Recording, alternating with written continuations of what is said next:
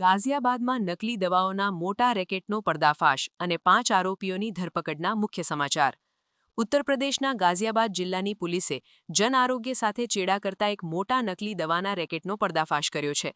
Police દ્વારા કરવામાં આવેલી આ મહત્વપૂર્ણ કાર્યવાહીમાં પ્રખ્યાત આયુર્વેદિક દવા હિમાલયા લિવ 52ના નામે નકલી ટેબ્લેટ બનાવતા 5 શખ્સોની ધરપકડ કરવામાં આવી છે. બાતમીના આધારે પાડવામાં આવેલા દરોડા દરમિયાન સુરક્ષા દળોએ મોટી માત્રામાં નકલી દવાઓનો જથ્થો, ખાલી બોટલો, ખોટા લેબલો અને પેકિંગ માટે વપરાતું મટીરીયલ જપ્ત કર્યું છે. તપાસ દરમિયાન બહાર આવ્યું છે કે આ ગુનાહિત પ્રવૃત્તિનું નેટવર્ક આંતરરાજ્ય સ્તરે ફેલાયેલું હતું, જેમાં હરિયાણાના સોનીપત ખાતે નકલી દવાઓનું ઉત્પાદન કરવામાં આવતું હતું અને ઉત્તર પ્રદેશના મેરઠમાં તેનું પેકિંગ કાર્ય ચાલતું હતું. પકડાયેલા આરોપીઓ યકૃતના રોગો માટે અત્યંત લોકપ્રિય એવી આ દવાના હુબહુ નકલી નમૂનાઓ બજારમાં વેચીને લોકોના જીવનને જોખમમાં મૂકી રહ્યા હતા. જપ્ત કરાયેલ લાલ રંગની ટેબ્લેટ અને તેના પર લગાડવામાં આવેલા હિમાલયા કંપનીના નકલી રેપર્સ પોલીસ દ્વારા પુરાવા તરીકે કબજે લેવામાં આવ્યા છે.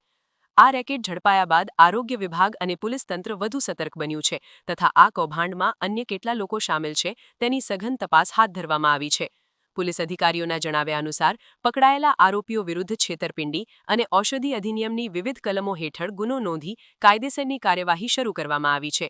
નાગરિકોને અધિકૃત મેડિકલ સ્ટોર પરથી જ દવાઓ ખરીદવા અને શંકાસ્પદ પેકિંગ જણાય તો તુરંત વહીવટી તંત્રને જાણ કરવા અપીલ કરવામાં આવી છે. सर, एक खुलासा हुआ है जिसमें लीवर के लिए सबसे इम्पोर्टेंट दवाई लीवर 52 बन रही थी. क्या है पूरा मामला, कितने लोग पकड़े गए हैं, क्या बरामद की है, किस तरीके से बनाते थे, किस तरीके से सप्लाई करते थे? 3 जनवरी को हिमालयन कंपनी से एक शिकायत आई थी कि इनका कुछ माल जो है वो फर्जी माल बना करके दुकानों पर सप्लाई किया जा रहा है. इस तरह की जो चीज़ें थी वहाँ पर इनको बताया गया कि मुरादनगर से सप्लाई की गई थी, अलीगढ़ में सप्लाई हुई थी. इस बेसिस पर मुरादनगर थाने में एक अभियोग पंजीकृत किया गया था. अभियोग पंजीकरण के बाद मुरादनगर के थाने की टीम और प्लस जो हमारी स्वाट टीम थी उन लोगों ने इसमें टेक्निकली चेक करना शुरू किया. चेक करने के बाद कुछ लोगों का नाम प्रकाश में आया. उनको जब लाकर पूछताछ की गई तो इनके द्वारा स्वीकार किया गया.